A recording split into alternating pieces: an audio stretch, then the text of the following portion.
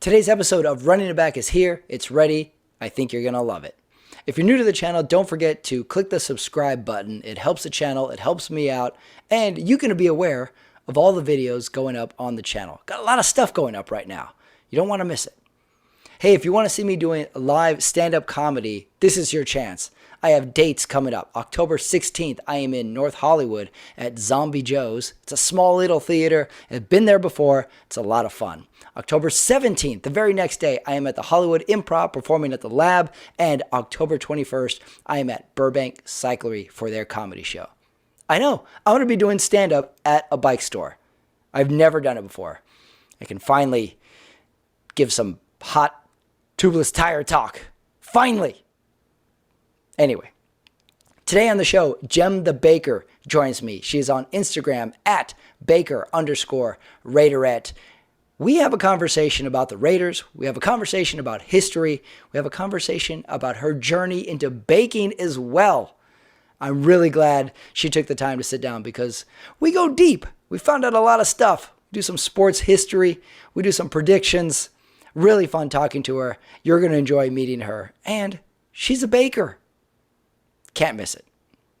So I'm glad you're here in the interview. Sit back, relax, enjoy this interview and this talk that I had with Jem the Baker.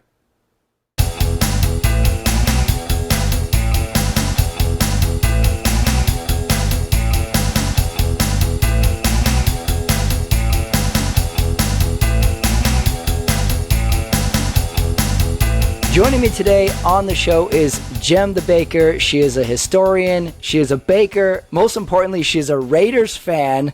Jem, welcome to the show. Thanks so much for coming on. Yeah, thanks for having me. Go Raiders. We are no longer winless, so happy to be on this week. This is the best week, really, to be a Raiders fan. Coming off a win, starting into October, which is my favorite month in the football season. Me too. So pretty fun stuff. You're at Baker_Raiderette on Instagram. That's how I found you. Yeah. I'm perusing Instagram. I find fellow Raider fan. I see you on there, and like not only you have this they have this Raiders fandom where you make Raiders clothes, but you're baking these like Raiders themed cookies, muffins, cakes. There's a lot going on here.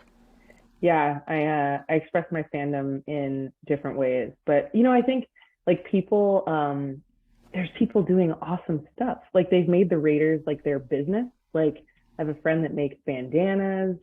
I have a friend that people make videos. Like it's really cool to see people express their creativity. But I'm a baker, so I figured why not try making some Raiders baking stuff.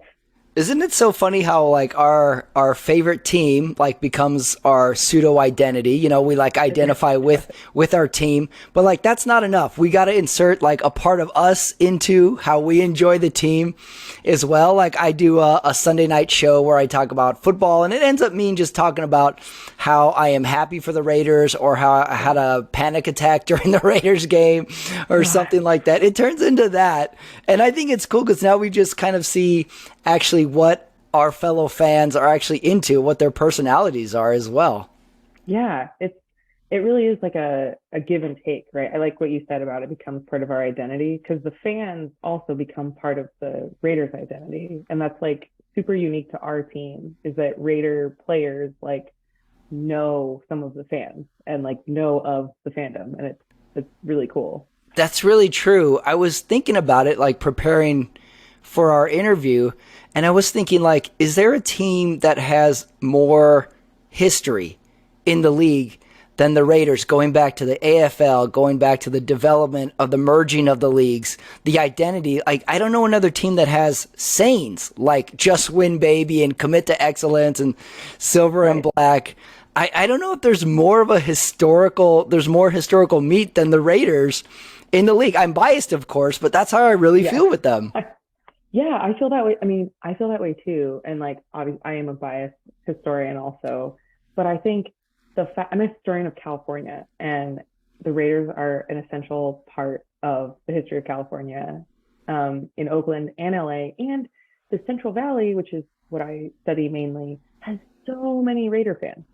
like I think a lot of people think, oh, the 49ers, it's like all through California, but I would say there's just as many Raider fans, if not more, in the Central Valley, and they make up a huge part of the broader community because they have these events and they like are super active on social media and they like travel. They get up at 2 in the morning to drive to the Mhm. games, and they did that in Oakland too. And it's like just it's wild. It's really, really deep, the fandom. Like, I grew up in a city where there weren't Raider fans. I grew up in Texas, and Oh yeah. I was a Raider fan, and there was other Raider fans too.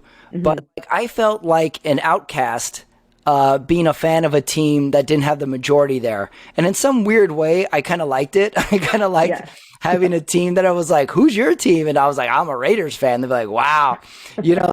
So sometimes when I see other Raiders fans, like it's kind of like two bears meeting in the wild. Like, we look at each other.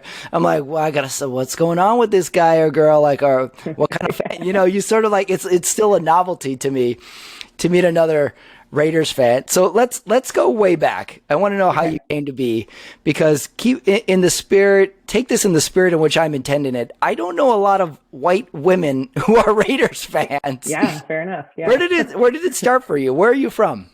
Yeah, so I'm from Los Angeles originally. My family still lives there, and I've moved around a bit.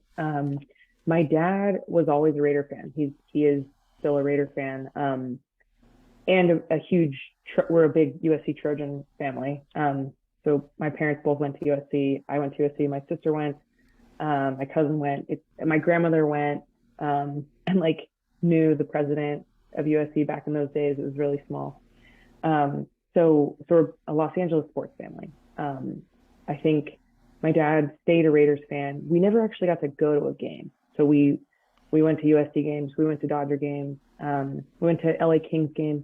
But for whatever reason, we never got to go to a Raider game. And so I've had this, this burning fandom in my heart. But I then when I moved away after college, like I really didn't get to go because I was in Chicago and Boston. And so my first order of business when I finally got to come back to the Bay Area was I'm going to a game. Mm. And I think it's like I like what you said about like being sort of an outcast because even being in Oakland, it's like I think we feel like we are the outcasts of the NFL and Hmm. but we live into that. We're not like trying to be a part of. We're not trying to fit any mold. We're ourselves, and we everybody hates us, and we love that. Yes. Yeah, Yeah, very much so. Yeah, that is true. Like, they're like, the Raiders are an outcast. Yeah, we like it that yeah, way. yeah. We're the Like, outlaws. We're pirates. yeah, Yeah. absolutely. So where did your Raider fandom started from? Your father? Were you a sports family? Was he the sole sports person in the family? Did he pass it on to you? Yeah, I would say, I mean, my family is a sports family. So like a lot of our family outings, my mom, my sister, and my dad and I would go to USC games every Saturday. We went to my first sort of memory as a sports fan, and not I was an athlete too, but I was like 5, and my dad took me to a Dodger game. I got to skip school, which was Mm. awesome. um, I actually like school now, but back in those days. I got to skip school. I got to skip school. I remember it being like 100 degrees. It was a day game, and I think um, Hideo Nomo was pitching, and I remember being really fascinated by the idea that like this person came from so far away and was like to get a job. And my dad was like, but he's an amazing baseball player. Like he loves his job, he loves his sport. Like this is why he's here. And um, since being fascinated with him, I was like always fascinated with Japan Hmm. and learning Japanese, and I like did that and went to Japan when I was in high school Huh. and stayed for a year. But anyway, yeah, we've always been like an athletic family. My sister and I like played sports all through high school, and my cousins played football and were both in the NFL super briefly. And then my cousin right now is just became the punter for the Titans. And so, Yeah, I was going to ask about that. I've been seeing that in your posts. I'm like, what's the relation here? So your cousin actually the punter for the Titans, who the Raiders played like 2 weeks ago. That must have been difficult. yeah, he did really well Although it would against be us. good to cheer for a fourth down for the Titans all the time, I was and like, you could kick it Ryan, away. we want you to play as much as possible. Right, right. You're like 8 punts in one game. Let's go for the record, right? Yeah, he did break a record that game actually, and Ah. we were like, cool, thanks, Ryan. 70 yard punt. Great. It's Yeah. so interesting and funny how sports, at least for me too, I never realized it till way later, how molding it is early on in a kid's life. Like for me too, sports was passed down through my dad. You know, he Mhm. would tell you about the team. My dad isn't even a huge sports fan, but just there's sports on, and then you ask Yeah. questions, and he says like, "Oh, that's because of this. That's this guy." That's how I learned about colleges is through sports. Yeah. I would go like, "Hey, Dad, where's Purdue?" And he would say, "Oh, that's in Indiana." Like, what are the Nifty Lions? Like, no, it's the Nittany Lions. I'm like, wow, that's how I would learn about colleges. And he kind of passed it down. It just sort of becomes a portion of culture, I guess, It and you really, sort of follow along. yeah, I no, you're right. I think it's a form of like cultural capital is what I like to Hmm. call it. Like I'm in an academic environment most of the time. But even like I just started a job here at the Stanford Humanities Center, and we had to introduce ourselves, and they were like, "What do you like to do outside of academia?" And I was like, "Well, I'm a Raider fan, probably not making any friends." But immediately, like someone was like, "Well, I'm an Eagles fan," and somebody was like, "I'm a Right. 49ers fan," even though we're not. We like could talk about something. So Uh-huh. I really think it is like a helpful introduction. Yeah, it gives a little piece of like one's identity. You kind of get an idea where they might be from in the country, or what their you get an idea. It's like, oh, they watch football on Sundays. I remember where I grew up. I mean, I grew up in Dallas Cowboys country, and Yeah. everybody's a Cowboys fan. I remember a kid in my high school won like a science award, and they called them up to the stage, and like such and such first place in the regional science fair. And someone yelled out from the back, "Yeah, but he's an Eagles fan." Everybody started booing. it was just like currency. Like you said, you're like, "Oh, if you're a fan of this, I can always slam you with this. Oh, but if you're a fan of this, I can always compliment you with that." Right. It was just Yeah. a part of everybody's identity. And there was kids who didn't even like sports in my high school, but you had to have a team. Like, no, no, no, no. You, You got to have a team. Who's your team? Come on, you watch somebody. yeah. Type You of had to thing. conform. Very, very identifiable like that. Because I'm looking at, come Sunday, I'm looking at the Raiders Instagrams and fans and stuff like that. Like, you're not only a fan, you've been to several games and away games. Like when we were chatting, you said you went to every home game last year. Is that I right? think so. Yeah. If you consider the Chargers a home game too. I mean, Right. Yeah, we could yeah. claim that as a home game. Yeah, here in Los Angeles. Yeah. Yeah. My partner, like, I met him through the Raiders, and Wow, this goes so deep. yeah, well, I figured he like dresses up, right? And I figured like way back when I was looking at trying to go to a game before they left Oakland, I was like, well, he looks like he knows what he's doing, or like he Hmm. knows how this could work. Huh.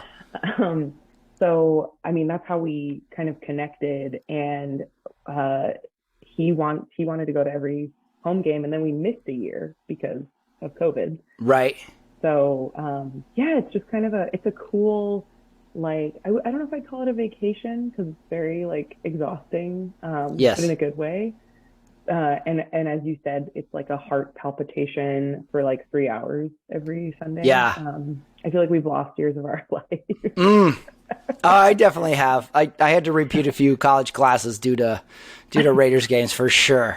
God, yeah. But it's yeah, it's been really fun, like just to get to see different parts of the country. I hadn't been to Nashville in a long time, and it was really cool to see just like what fans are like there, and kind of how they tailgate and what Hmm. they eat. Yeah, good point. Yeah, really interesting. Food is really key. So you met your partner through Raiders, some sort of Raiders affiliation. You're like, hey, this guy's into Raiders. Okay, let's start up a conversation. And now you have like a good relationship. I don't know if my how I could handle my significant other being of the same team. I feel like that would either go tremendously great or horrible. I don't know if there would be a middle ground.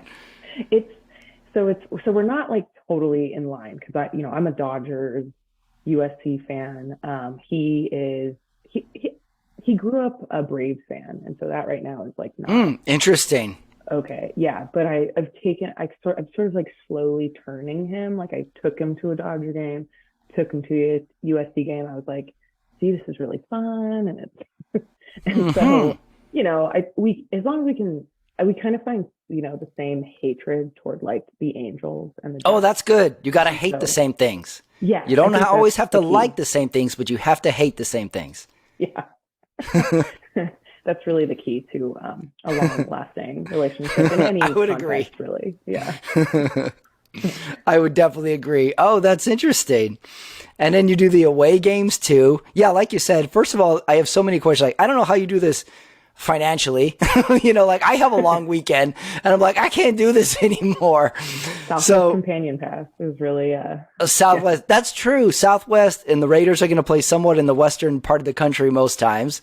You yeah, can make it work with Southwest. That's true. I'm a Southwest guy as well. So that's true. It can be done. yeah. It's been a godsend this season, and then like racking up all the points. Hopefully, will get us to most games next season. What's the Raiders environment like to be in that stadium in Las Vegas? Because are they still feeling it out, or is it a home feeling now? How would you describe it? Yeah, I think. I mean, just given like last Sunday, right? I think it depends on who we're playing. I think it's challenging because Vegas is a fun vacation destination. And so if I'm a fan of some like in Indianapolis, I'm getting the hell out of there in Hmm. December. Like no offense, but like I'm going Tough. somewhere where it's not snowing. Um, and even like this New Year's Eve situation or New Year's game. I mean, I could envision like a ton of people wanting to go to that aren't fans of either team. Hmm. So I think it's better this year. I think we're finding our community. I think it's definitely possible because you look at the Golden Knights, and even the Aces have a huge following now because they're good. Hmm. So I think Vegas is like willing to be fans of the Raiders, and we've got our other cities are very loyal. Like LA and Oakland fans are ready to come. I think it's just Hmm. a matter of like making it worth their while. Yeah.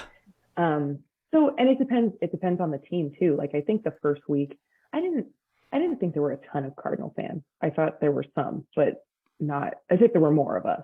Hmm.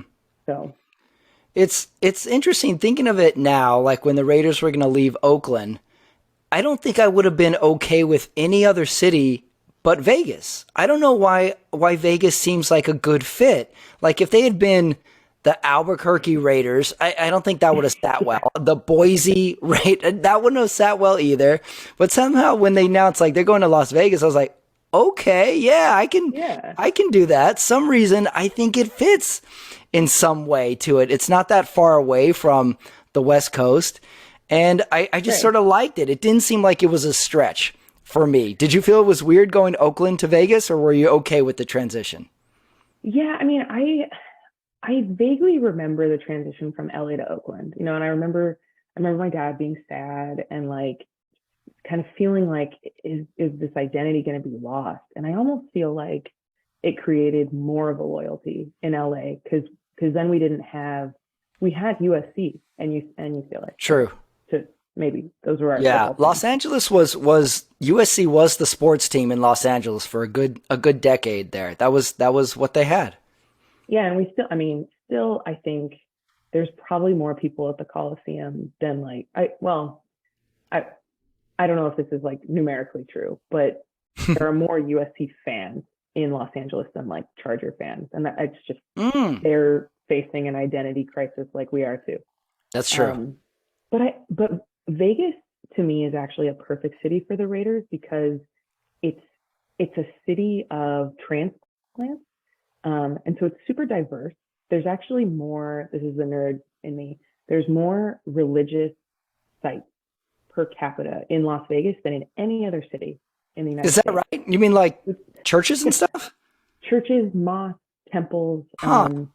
Yeah, and people ask me like, is that because of the like shotgun wedding chapels? And it could be, but it's actually more so that people have migrated through Las Vegas to get to California, and some of them just stayed. So there's a huge Mormon population in Las Vegas. Mm. There's a huge Buddhist population. There's a huge Catholic population because people came to work in Las Vegas, like in the service industry. Um, and so I think, the Raiders are such a diverse fan base too. Like you said, there's not a ton of people that look like me that Yeah. are Raider fans, and I love that about our fan base, and that we're a fan base of first. So like we had the first Latino head coach, we had the first woman CEO, we had the first Black head coach. Hmm. So I think if we actually think about Vegas as like a diverse city of people that are kind of coming for different reasons, it really is the perfect place for us. We just have to embrace it. Yeah. I feel like if we're the stepchildren, the Raiders moved to a new house. The Raiders are our mom, and now our mom is living with someone else, and we're like, oh, and we're like, we're cautious, but like, this house is nice. Okay, seems good. Everybody's on the up and up here, but we're still feeling it out. Maybe we're one season away. I'm glad you brought up the diversity part in the Raiders, because you had a really good historical post a few days ago about this, about Al Davis hiring the first Black head coach in our shell. Tom Flores was a Hispanic head coach. The woman CEO, I'm not sure what her title is. You might have to correct me. She is, and I like all that stuff, but I do still believe that the organization hired these people based on their merits, Yeah. based off of the good work, the quality of the character, and whatever they happened to be, that was secondary. But he was into putting out a good product, and whoever was the best person for that gets the job. And I really enjoyed that post, and I always kind of liked that growing up. And then it would bleed into, remember the Raiders for a while were trading for everybody who had 1 or 2 years left in their career, and Oh we yeah. have Warren Sapp or somebody like that, and you'd be like, could be good, like, let's give him a shot. We were the last stop, last chance saloon for a lot of players too, and that was, I don't know why I thought that was cool for some reason Yeah. as well. That was cool too. I enjoyed the post you had about that as well. Oh Um, man. I mean, Al Davis is a legend. Like he, say what he wasn't. I know he had flaws, and people have lots of opinions about him, which is why I posted that, because I think it's helpful when people have strong opinions about something. oh yeah. Um, but you can't discount what he, and even John Madden. Like John Madden, I was reading something about his training camps, and I did a post about training camp way back in the day, and he was like, I don't care what you do as long as you're at training camp on time in the morning. And Hmm. so they went out and like partied. Yeah. And I kind of like that attitude. Like, you got it, and then you're in. Yeah. And also this hiring of Art Shell, Tom Flores, like, this was in the 80s. This was not Yeah. now. This was way before this was on anyone's brain or the tip of anyone's tongue. This was just like, I want the best guy, and Right. he's going to be on our team, and we're going to do our best. And that's it. I really thought that was interesting. I was like, oh yeah, the Raiders did hire those people, and they had success on the team. It's pretty funny like that. I really enjoy that aspect of the Raiders. It's like a deeper dive. Like, you like the Raiders, and you're like, well, what else about them? And then you start finding this stuff out, and you're like, this is a cool organization. Do you find it's Yeah. hard to describe Al Davis to a younger generation? It's almost like he was the Mark Cuban before Mark Cuban, just a very boisterous, was involved in sort of everything of the league, and would threaten to leave you at any point. He's a very unique man.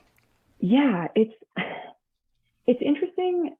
I mean, even like I feel like I'm sort of in the transitional period, because I remember when Al Davis died, and I remember just like the mourning that the nation went through, as Hmm. far as like the Raider Nation, and I mean, I think people recognize that he was so he caused so much revolution in the NFL and in football. I mean, in like how football is played and then who plays football. Um, but I also feel like I've seen firsthand the transition from this new one from Oakland to Vegas. And so I have the personal experience to kind of reflect on that. And I don't quite have the personal experience to think about like when they moved from LA back to Oakland, or even when they moved to LA. And so it's kind of interesting doing this history project because I have to rely on like, reading old newspapers and like I found an interview. I can't wait to listen to it. I haven't listened to it yet, but I found an interview with one of the original Raiders band that played in Oakland. One of the trumpet players gave an Oh, interview. really? Interesting. Yeah, and I like can't wait to listen, but it's like I have to kind of live through the second or the primary sources that aren't mine, which is Mhm. good because I get to kind of compare the two. But I feel like this generation, I mean, it's still really cool that like I have a friend who has two daughters. One of them's 16 and one of them's like 12, and they're diehard Raider fans. And he's like, I Mm. didn't really force this on them. They wanted to be in it, and I was like, that's how I became a fan. I wanted to Yeah. be like my dad. So Ah, that's interesting too. You're right. The sports yeah, thing, like I said, it carries on, father to offspring.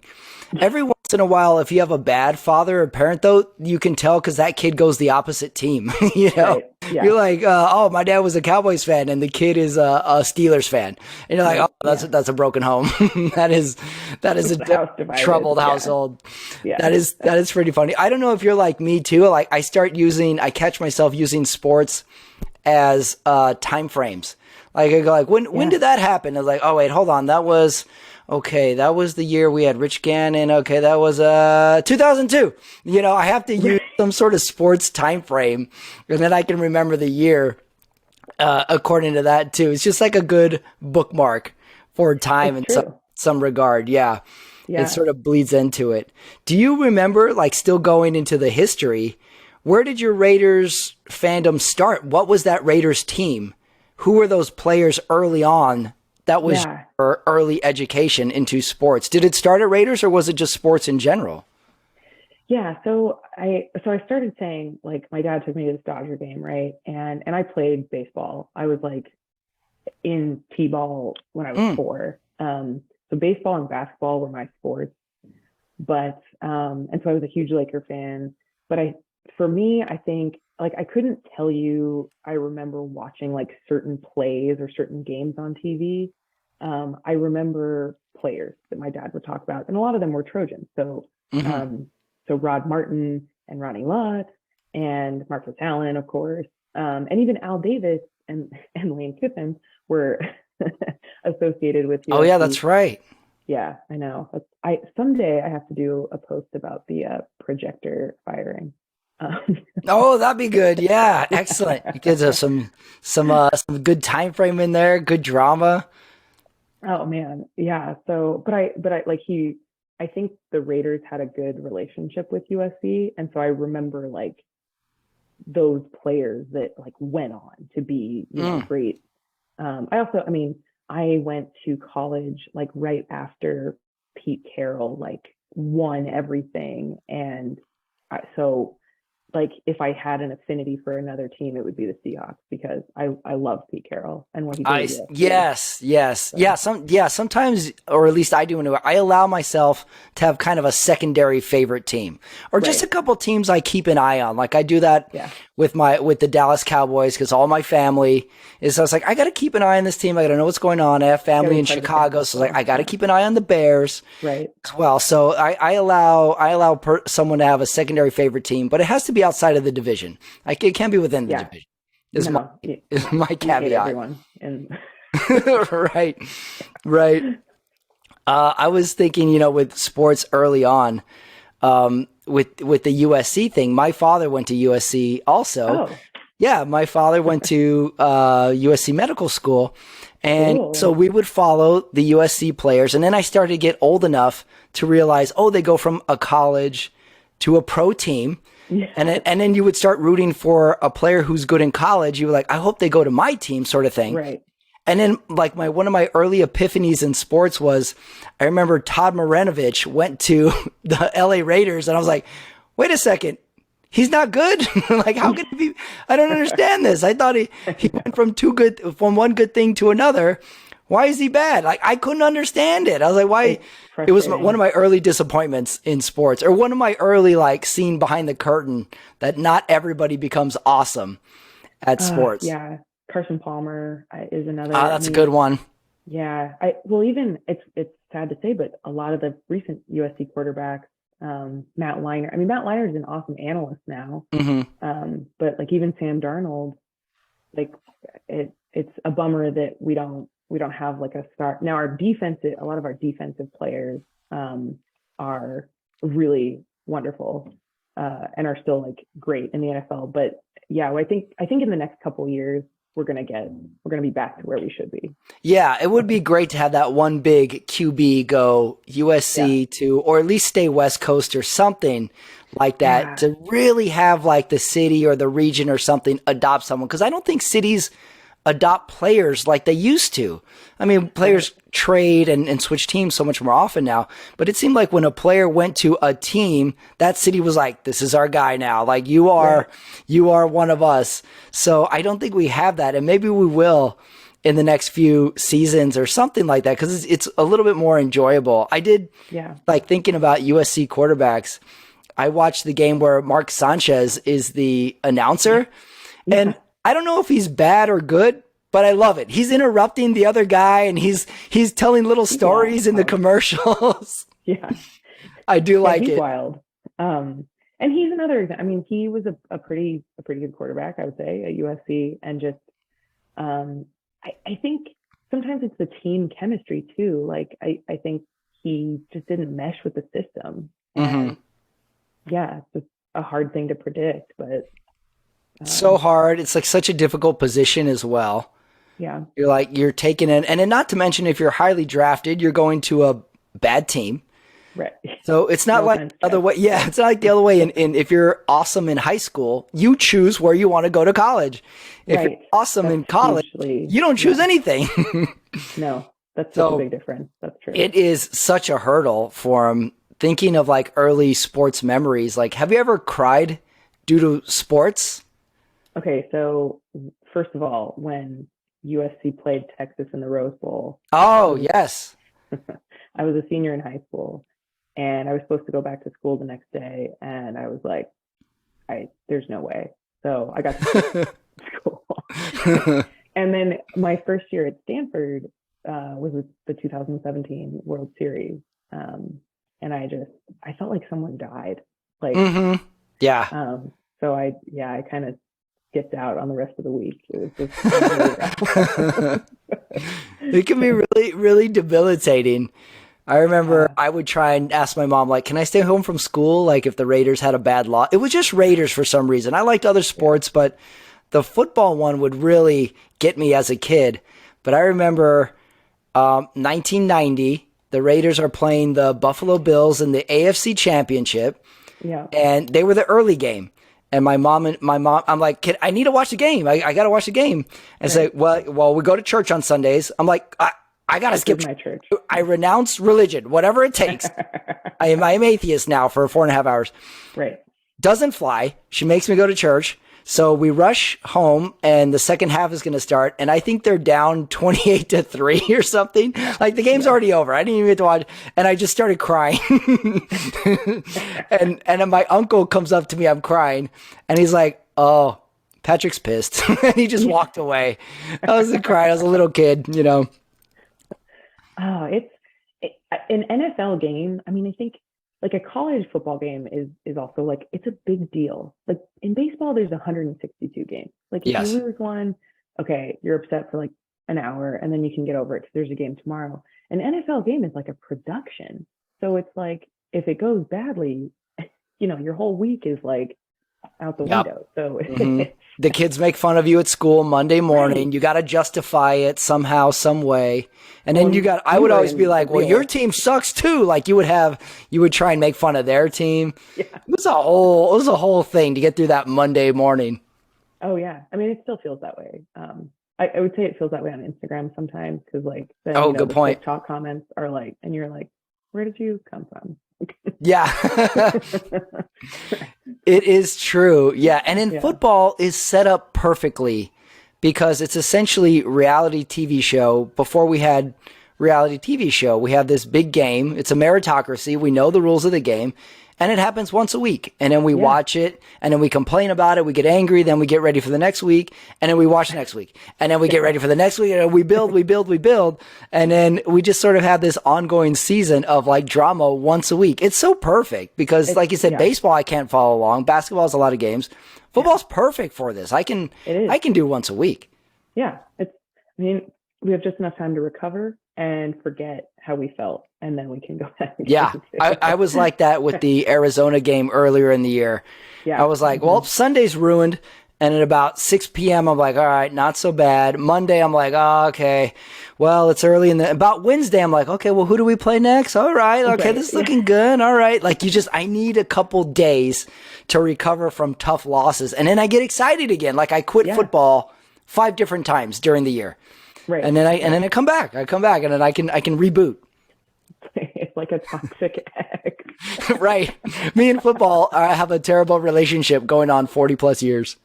We're gonna stick with. I mean, it's funny I got to because stick like with it. yeah, but well, and thank God for the internet in some ways because the memes and like what people post like gets me through. Like on Monday of this week, people were like, "We're going 14-3. We're going to the Super Bowl," and I was like, "Yeah." Yeah, like, fuck yeah. Like I'm all in. Yeah. It takes one comment, like I'm unsure, and then one comment of like, yes, we are going to the Super Bowl. Yes, we are. Right. Like suddenly everybody, I'm just like, I trust you. Yep, I got it. Yeah, exactly. I've done no vetting, but yes, I trust you. Yes. You Yes. know. Yeah. Your avatar looks good on the profile. I will go with you. Where are you going? Yes, I will go there.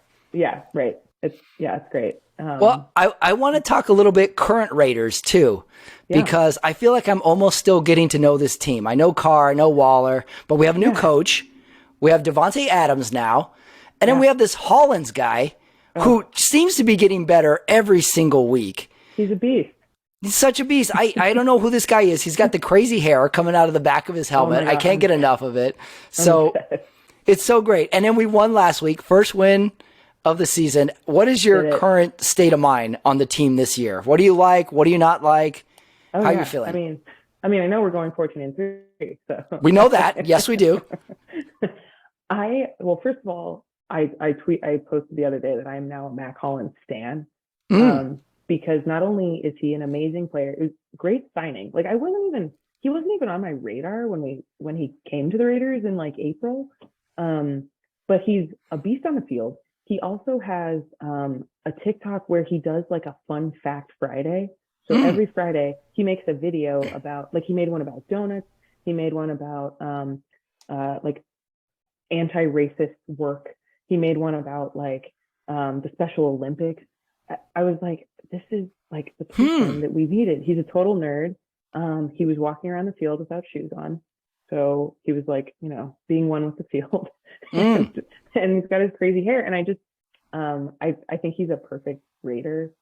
So I think what's been so frustrating, right, is like, I think, and I'm biased, I think we have all the talent to win the division. I know we're in like the hardest division. But I've been struggling with the offense, just not meshing with like what Carr can do best. I want to run the ball down everybody's throat because Josh Jacobs has proved that he can do that. And Darren Waller needs to catch his passes. I also am a Darren Waller stan, but he needs to execute a little bit better. Yeah, I think he's improved a lot this year compared to last year. Last year, I was I agree.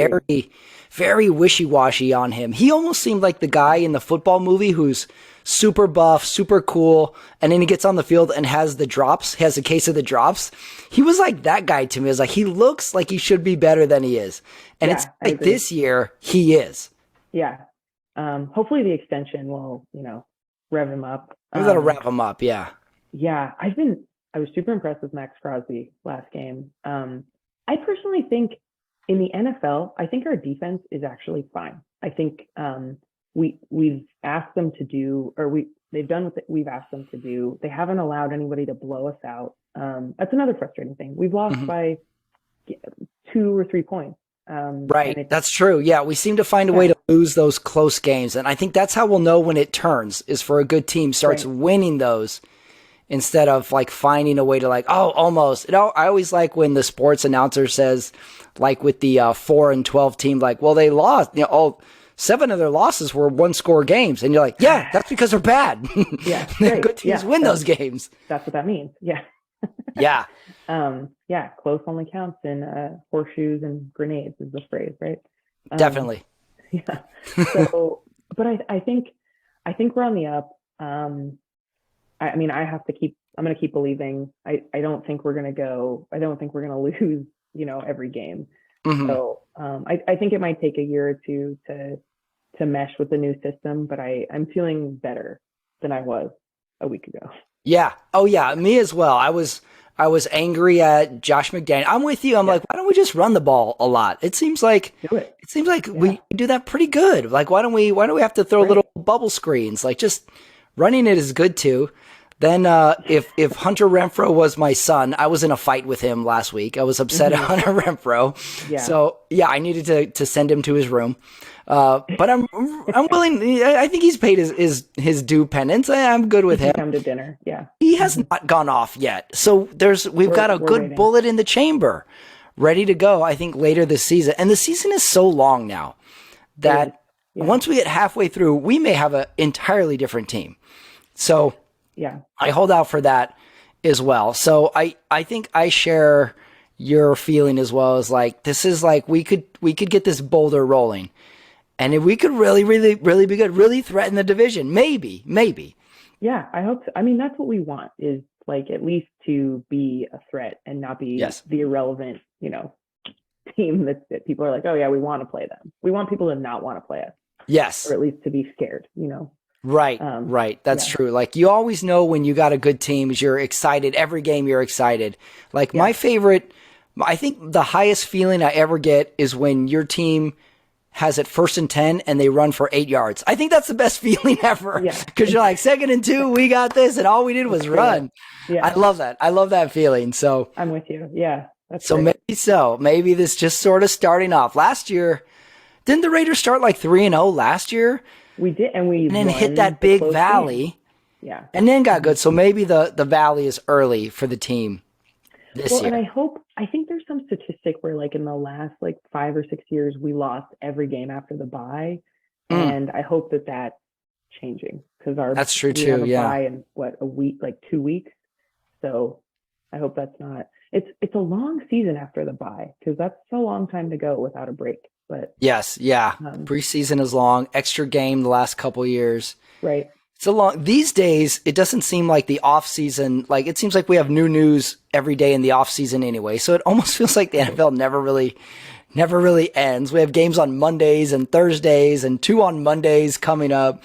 There's a lot of football. So there's I no love reason. it. I'm with you. There's no reason to freak out 3 weeks into the season. Yeah, it's funny because like as soon as the NFL started, I was like, well, it's Tuesday. What am I supposed to do with my time? Like I went a whole season without being able to watch, but I was like Yeah. immediately like offended that we didn't have God to damn it, watch Goodell. Give me baseball. something. Give me some I know, content. man, come on. Yeah. Can they play mini golf against each other? Something. Oh my God, that would be great. I'd watch that. We're gonna change the Pro Bowl anyway. Why not have some mini golf? Yeah. Oh man, I can't wait till my cousin is like in the whatever Oh they yeah, you got a design. reason to cheer I these mean, little knock skill on wood. events. Yeah, I think that's going to be so much more fun. The Pro Bowl, it was cool to see. Like I went last year, and it was Mm, cool that it was at our stadium. But it feels like an all-star game, and it's like nobody really cares. yeah. So this, I think, will be more fun to watch. Yeah, the Pro Bowl was in need of some sort of facelift for a while. Like, we Yeah, want to see a game, but I think it's understood that, like, we can only play full speed this game.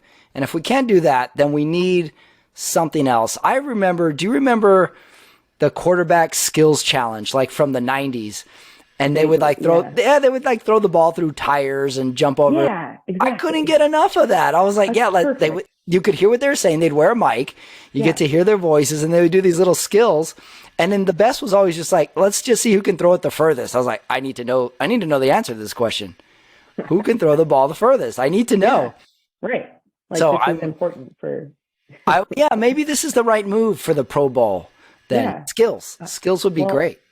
I would love to see them in a like timed baking competition, like nailed it. I think that would make my life, and I would want to be a judge. So, Now we're talking something off the football field. Skills would be good. Maybe, you know, yeah, maybe something like that, and maybe something like, okay, the game's in 2 hours. You got to find a way to buy tickets for this game. I love that. Yeah. Yeah, Derek Carr, and then he's like, he's calling people, and he's like, I need two tickets. I'll take them anywhere. That Get would a be fun sign on too. the freeway. Yes, Derek Carr needs two. That would be funny. I would be in for that. Oh, Who is your favorite Raider of all time? Do you have just one? of all time. Um, I mean, I probably have to say that it's Rod Martin because he's my dad's favorite. I mean, I love Gene Upshaw as a personality. I think just Old reading school. about him, yeah, he talks to everybody. He constantly talked. He got people together. He was like a team play. I think Ken Stabler is a funny personality. I mean, if you look at pictures of him when he was at Alabama, he was he was like shirtless with a cigarette in Mm. his mouth, like drinking a Doesn't look beer. like an athlete like we know athletes today. That was the Not at 70s all. for you. Guys looked a Yeah. little different than they do today. Like he definitely watched NASCAR and like Mm-hmm. Yep. but that's who the Raiders were and are. They're just Mm-hmm. people that you're like, you? Right. It's Y- great. Yeah. My favorite Raider is Marcus Allen. He's Yeah. just because he was from my youth and he was so good. He was so smooth out there and he was like a good all around athlete. But I think if I was of the generation before, I think it would have been Stabler. Yeah. I liked like the swashbuckling QB. Even in Love movies, it. they always make Yeah. the quarterback like have an edge, you know? So I love the role of the core. And then like I'm left-handed, so I was like, he's left-handed too? That's awesome. Yeah. That's my guy, yeah. So I think I would have been a Stabler guy if I was alive in the 70s. But my guy is Marcus Allen. I always thought he was just such a smooth, clean, really, really good player. And he looked different. Like he was very thin Yeah. for an Right. NFL player, and I just thought he had a really cool look overall. Also, he felt like West Coast too, USC He's guy, such a West Coast dude. Yeah. LA Raider guy, just Yeah. a very cool guy. So that would have been mine. Switching, I want to ask you about your non-Raider affiliation here. Your Instagram bio says PhD student in history, and you do the Raiders history stuff on Yeah. your Instagram. Where did this interest in history begin? Yeah. So technically, okay, I'll tell you. I'll give you a little inside. I'm in religious studies. I'm a PhD student and like a lecturer in religious studies. Oh, I don't. really? Interesting. Yeah, I don't tell people religious studies normally because, especially at like an airport, because people are like, "Oh, you're gonna save us," and I'm like, "No, Hmm. no, no, I'm not a pastor. I mean, I grew up Catholic. My dad's a devout Sicilian Catholic. Um, Ah, but if anything, my religion is sports, and so it like it just to give people like a more accurate. My advisor and my project at Stanford is about history. So I study religion in the Central Valley, which I mean, you could argue that the Raider Nation sort of is a religion in a way, which I know is like right. maybe an offensive thing to say, but it mimics like a community sort of building on ritual and practice and like belief, Mm-hmm. and certain key figures. But I got into history mainly from my grandma. She grew up, or she lived. We're from Los Angeles, but I spent a lot of time north of Bakersfield in this like mountain town, and there was like a lake, and so we would go up there, and my cousins and I would build forts, and we were like all around. But she was really fascinated by history. She never got to go to college, but she volunteered at this like super local history museum, like in Kern Mm. County. Um, and she would tell us, like she would sit down and like tell us these stories, and everybody else was bored, and I don't know, I latched onto it. I was like, I want to know the history of our family, and I want to know, like, she was obsessed with like King Henry VIII and his six wives and like just all kinds of random stuff. And she wanted to be an archaeologist, really. So I originally thought I'm going to be an archaeologist. And I spent a lot of time in Turkey doing digs there. And I realized like when I moved away after college from California, I was like, my home is where I want to be. It's just like Mm. where I feel my best in California, in LA, even the Bay. I mean, the Bay is a lot closer to home than Boston or like Turkey. Yes. Um, so I mean, I've always been interested in the sort of like how people brought religion that wasn't like when they came to the United States, like how they did that. And so my work here is about like immigrant communities building interreligious communities. So like there's a in the middle of the Central Valley in Hanford, like halfway between San Mm-hmm. Francisco and LA, there's a Taoist temple. But it's Huh. really like a temple for like any of the gods that these railroad workers like needed to worship or to like engage. There's a Sikh temple in Stockton. Stockton is a super religiously diverse city, which people are Mm. like, I had really? no idea. Yeah, super interesting. There's like a Japanese Buddhist church next to a gurdwara next to like a Jewish center. And this Sikh temple, like because it was really dangerous to be brown, it kind of they invited everybody in regardless of their religion, and it became this like Mm-hmm. interfaith space. So it's just that's so I think it's related to the Raiders in the sense that like we are a community. I've talked to a lot of fans, and Mm-hmm. a lot of fans feel like they want to be part of this community because they've experienced some kind of loss, like they've gotten divorced, or they lost a parent, or they lost a sibling, Mm. or they don't feel like they have good friends because they moved, or something like that. And so the Raider Nation makes them feel like they're part of something and they're important, and that is what immigrants have done since they've been coming to this place. So Oh, it's kind of like a the cool, yeah, I see the relationship. The tie-in of religion and sports is so true. yeah, The forming of community, the ritual, the fact that we all have a common goal, a common good. We all sort of cheer together, we all sort of mourn together. yes, I yes, think the sports is almost the ideal because we do have perspective when it comes to sports. We know the end of the world isn't sports. Religion, I think we get a little more muddled with religion because we right, are looking yep, for that what happens after this. And I think that's what religion serves a good purpose of is having some sort of meaning, some sorts of family, some right, sort of, mm-hmm, raise the next generation as best as possible. yeah, mm-hmm, So I definitely see the tie-in. I grew up in a religious family as well, and I never liked it. I will be honest. I never yeah, liked it's yeah, the ritual. I never liked the stories, but I did like the community. I did like we all get together on Sunday. We all watch the late game. yeah, I mm-hmm, remember specifically my uncle is a huge Dallas Cowboys fan, and his wife comes in one day and she goes, "What's the score?" And he goes, "The Cowboys are up 7 points." And she goes, "All right." And she walks away. And then I realized, like, oh, my aunt doesn't like football. My aunt likes that my uncle likes football, and if the Yeah. Cowboys are winning, he's happy, she's happy. Like, I got it that, like, oh, she likes football when he's in a good mood. I get that, like, sort of that Right. sense of family can carry, or sense of community can carry a big, big weight. And like you said, like the immigrant coming to a new place, Hmm. you always need some help from the community. You always need, like, Yeah. hey, go over here. You need a job, apply over here. Or my uncle does this, my aunt does this. It makes a lot of sense. And then we all choose our teams, which is regional based. You choose Yeah, a team that's right. based on your area. That is interesting. So you're doing what did you do your bachelor degree in?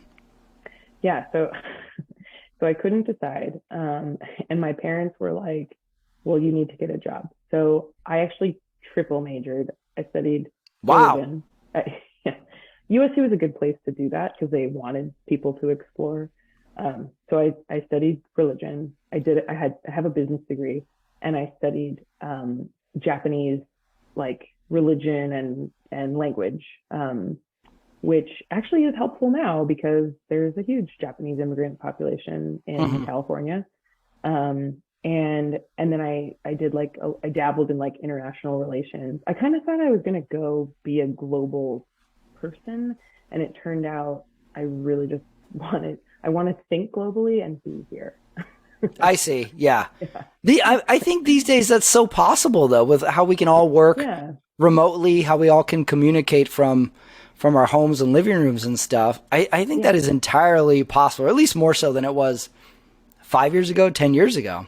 Oh, totally. I Hmm. agree. Yeah. I mean, you could be in like India and we could be doing Yeah, this. absolutely. I've done so many of these interviews with people like across the country, That's and you're awesome. like, okay, let's find a time. We make it work.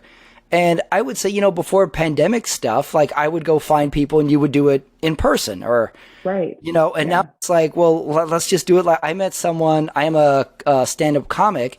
I meet someone and I was like, hey, well, let's do an interview. It's like, oh, I'm flying back tonight or whatever. It's like, well, let's do it online. Let's talk online. Yeah. And we Great. can still do this interview and get to know each other that way. And then we can put out these kind of thoughts and ideas that I don't think we would have otherwise. So it's been very Yeah. helpful in that regard. Have you ever done comedy abroad? Like, have you ever traveled anywhere? And Out of the country, I have not. It's all been within interesting. within the states here. That would be interesting. I've Yeah, talked I with a lot of wonder, people who like, have. because humor is so cultural. Like, I wonder, I mean, I'm sure you would do great. But I wonder, like, what that would be like. to, Even just traveling to different regions of the country, oh, you're sure. already at a Yeah. little bit of a loss because the regional dialect, the slang.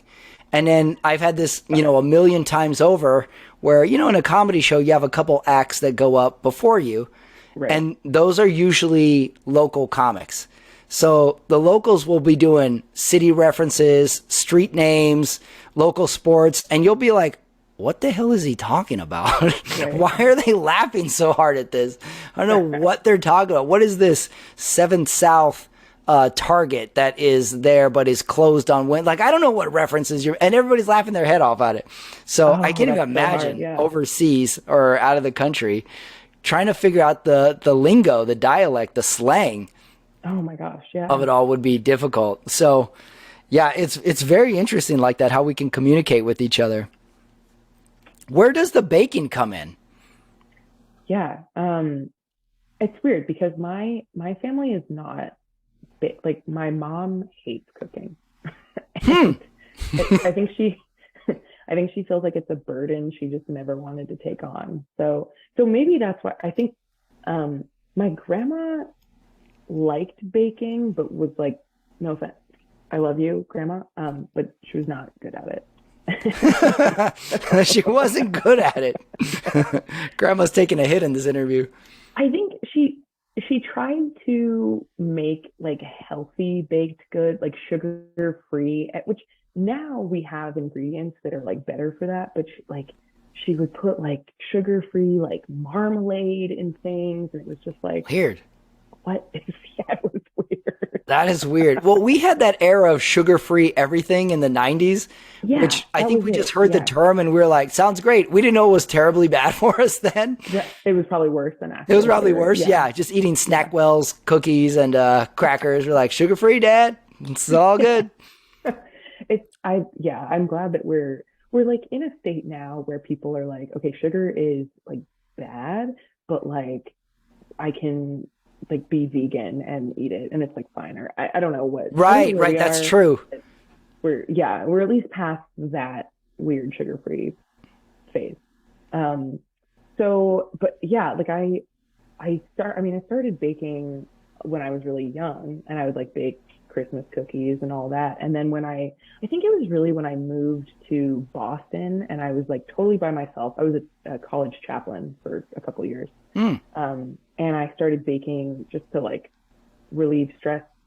I think part of it was like baking for me is like a science, and it's very exact, and there's a right and a wrong answer. I like to be creative, but when I like actually come up with something, there's like a right and a wrong answer. And in my job at the time, I was like dealing with students like who were having really hard issues that didn't have an answer. And so I would come home and I'd be like, well, this has like a right answer. And and so I started doing that. And then when honestly, when the pandemic started and when there was a lot of like just racial injustice happening, I found this community of bakers that were doing fundraisers. So they would do bake sales and then they would donate the money to like organizations that were helping like combat police brutality, or they were like donating to people that just needed basic like masks and COVID pay and things like that. And it felt good to be part of a community. And now it's just like last night I came home, I was like, I'm exhausted.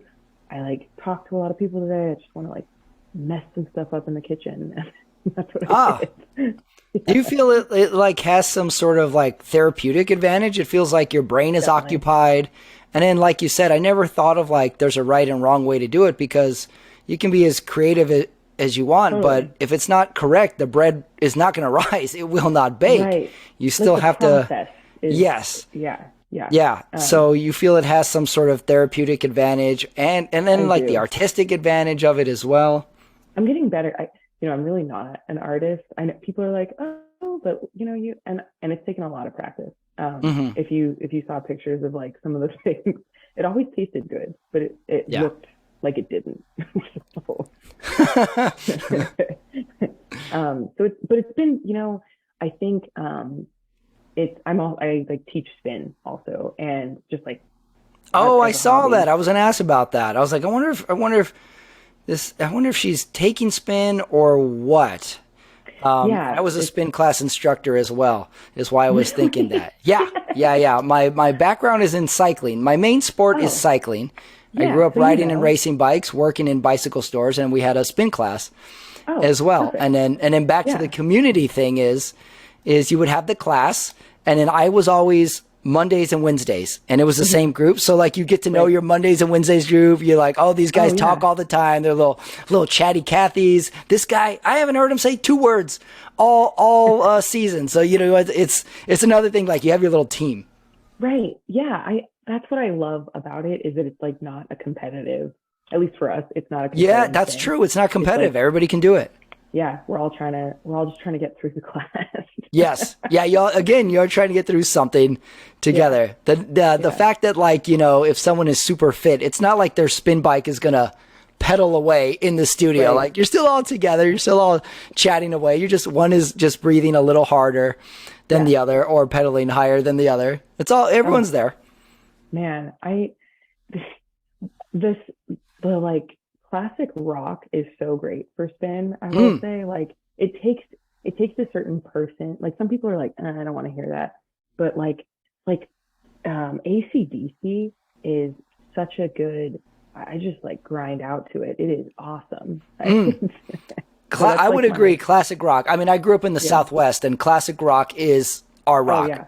I didn't know Eddie Money was not the biggest rock star in the world till like 1999. I did not know that. Classic rock is good. Yeah, we had like every class has their own. You're right. Classic rock seemed to work for a lot of folks. I mean, I had an age appropriate crowd for classic rock, I would say.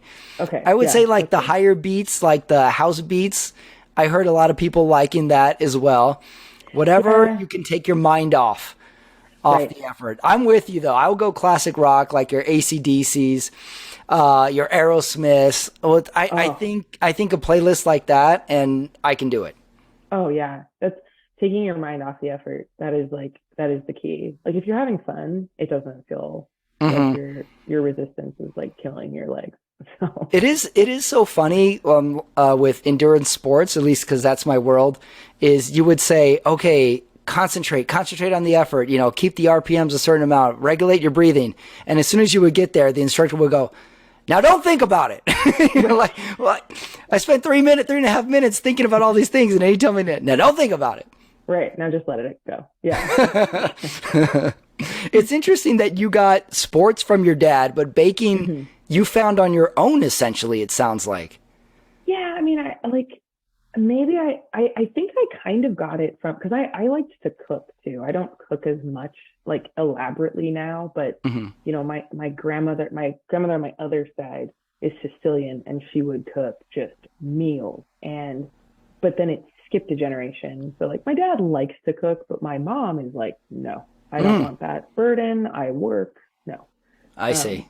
and so I think I took that on where I was like, well, somebody needs to make some dinner. So, Mm, and then I think baking, you know, my parents are both like math people. Well, my mom is a CPA and my dad is a real estate broker and they're both tax people.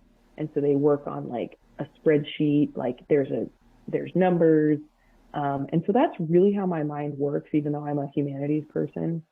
So I find comfort in like a recipe with like numbers attached to it. hmm. And so that's part of why I love baking. But then there's like the creative part, right? Where you get to, you know, put a Raiders logo on and then put fireworks on it. And it's, Yeah.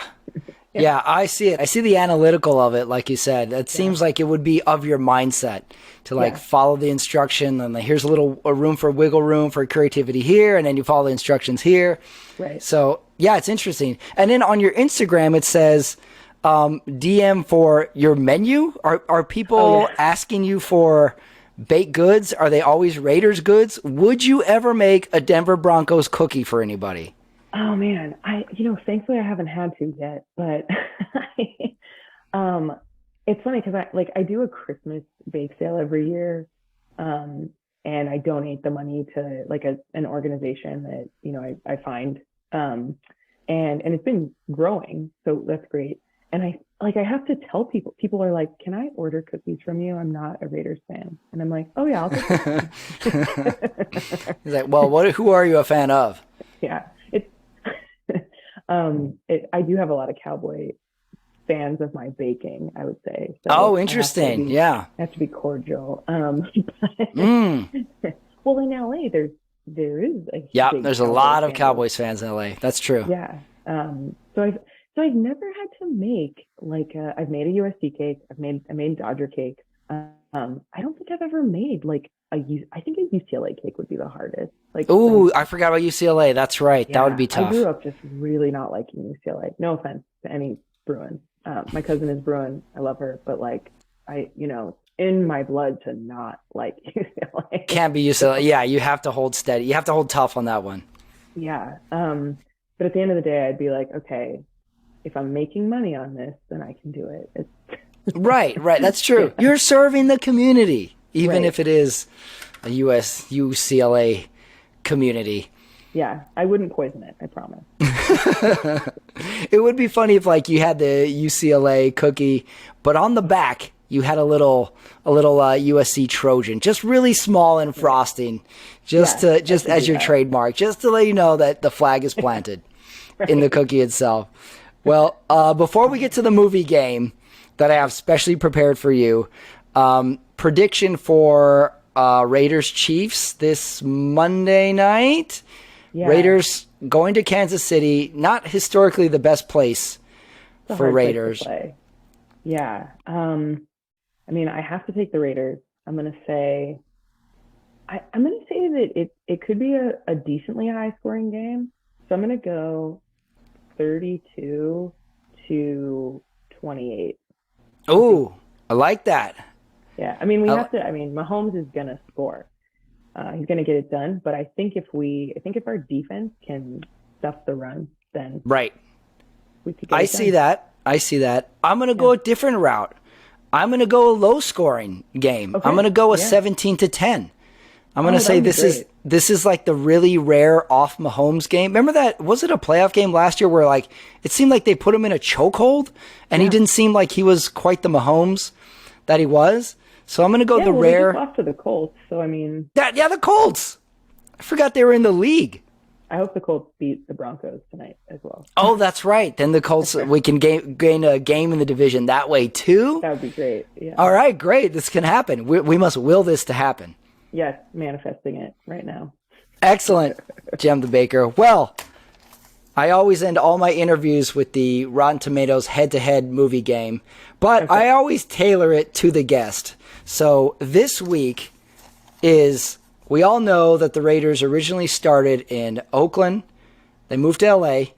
They went back to Oakland and now Las Vegas. So these are movies that are themed or that take place in either Oakland, Los Angeles, or Las Vegas. So the way the game works is I give you two movies. You guess which one has the higher Rotten Tomato score. And you can also get a point by, I'm going to read the movie description. And when you think you know it, you yell out the title Okay. to it as well. I got to practice one for you to get you going. Okay. Okay, I'm going to read you the description. Yell out when you know it. A GM of a baseball team has an epiphany. Forced with a tight budget and realizing conventional wisdom is wrong, he must reinvent the team. Moneyball? From 2011, the movie is Moneyball. You got it. All right, I got one. Oakland A's. Yes. Practice Yeah, it's a round. great Yeah, movie. no pressure. Practice round. Movie number 2. Yell it out when you know it. Still grieving from the murder of her boyfriend, a hairdresser writes poetry to deal with the pain. She tries to get to Oakland for a convention, but her car breaks down. She gets a lift with a friend, her postal worker boyfriend, as well as his coworker. She grows close to the coworker, but is she ready to open up her heart again?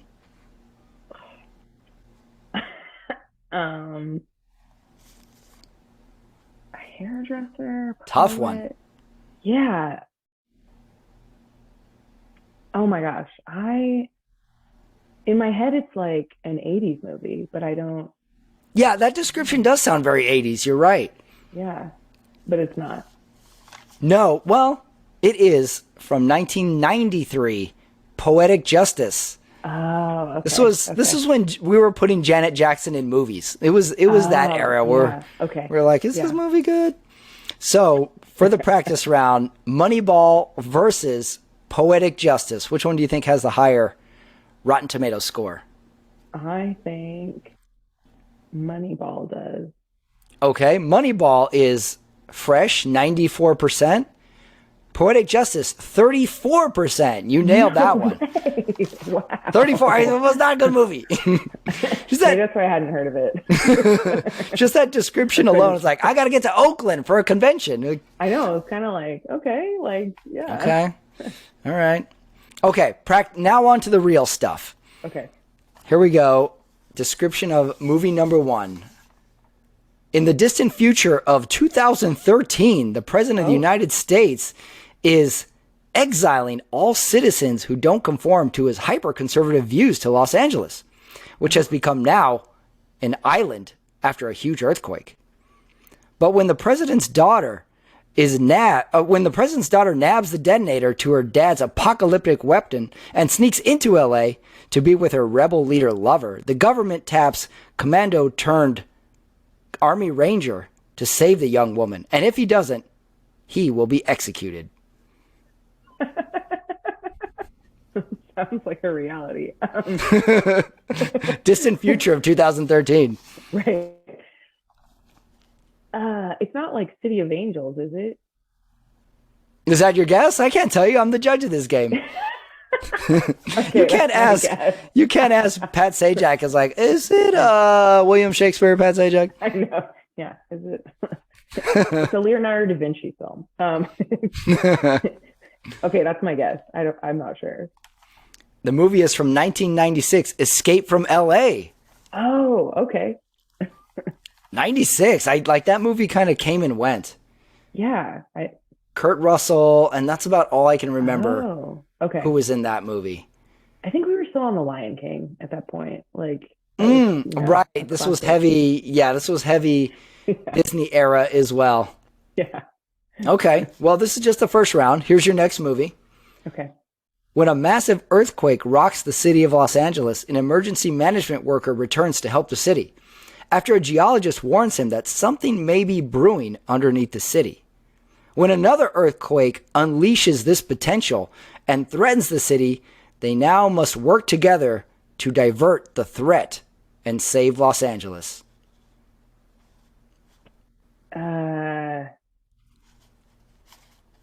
Geez. Couple tough ones to start out here. Yeah, I think I need I need to do some more history on. Where are you on your history of 90s action movies, Jem the Baker? Yeah, definitely 101. My Class guess, number one, the movie Face Off. You start there, and I think the class will be a success. there you go. Okay, so there's an earthquake in LA. Mr. Warren, geologist. I mean, it sounds like something that Harrison Ford would be in. Okay. You may be onto something. But it's not India. I mean, I know it's not Indiana Jones because that's in Turkey. I'm just gonna guess Back to the Future. From 1997, the movie is Volcano. Oh, okay. This was Tommy Lee Jones diverting lava into the ocean. Whoa, that's heavy. And yeah, he diverts, and Anne Heche is the geologist. Oh, And they have the classic, like, there's lava under the city, and he's like, whatever, lady. And then when it blows up, it's like too late. This was also one of those great disaster movies where I think they divert the lava and it goes into the ocean, and then credits play I Love LA, Randy Newman. Like, never mind the miles that it destroyed on the way. But right. movie over. Thanks, climate change. Yeah. All done. Tommy Lee Jones, fine.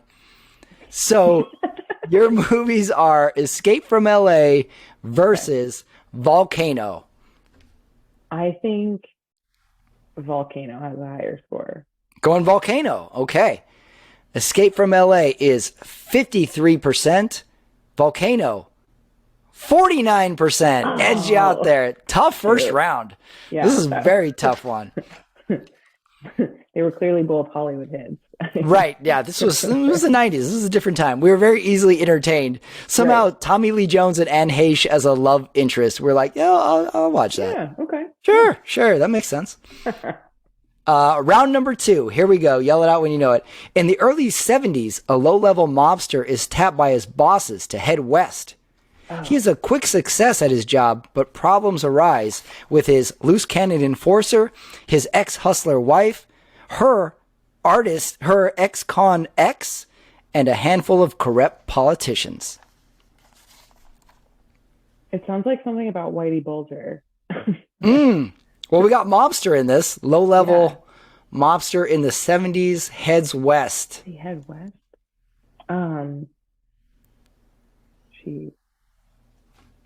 I am really bad at this. Mr. and Mrs. Smith. Oh.